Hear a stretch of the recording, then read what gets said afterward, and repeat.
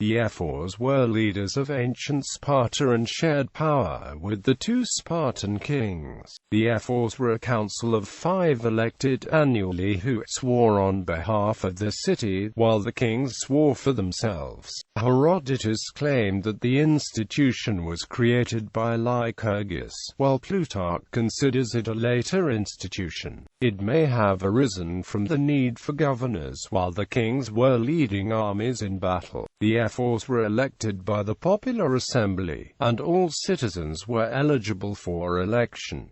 They were forbidden to be re-elected. They provided a balance for the two kings, who rarely cooperated with each other. Plato called them tyrants who ran Sparta as despots, while the kings were little more than generals. Up to 2 ephors would accompany a king on extended military campaigns as a sign of control, even gaining the ability to declare war at some points in Spartan history. According to Plutarch, every autumn, at the Crypteia, the ephors would pro forma declare war on the Helot population so that any Spartan citizen could kill a Helot without fear of bloodguilt. This was done to keep the large Helot population in check. The ephors did not have to kneel down before the kings of Sparta and were held in high esteem by the citizens, because of the importance of the powers and because of the holy role they earned throughout their functions. Since decisions were made by majority vote, this could mean that Sparta's policy could change quickly when the vote of one ephor changed. This was a complete turn around to the politics of Lysander. Cleomenes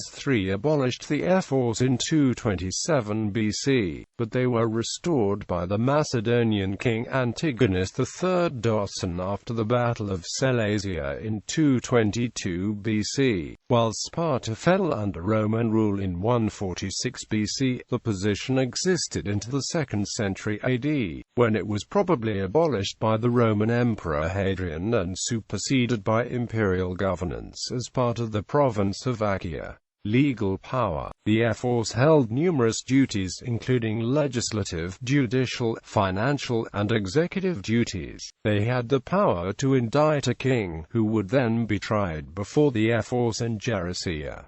The Gerousia were the supreme court of Sparta. Historians Paul Cartledge, Berry and Huxley agree that the ephors attained powers as great as the kings during the 700 to 600 BC century. Etymology. The word ephors comes from the Greek pi iota epi on or over and rho alpha omega horeo to see I, e, one who oversees or overseer.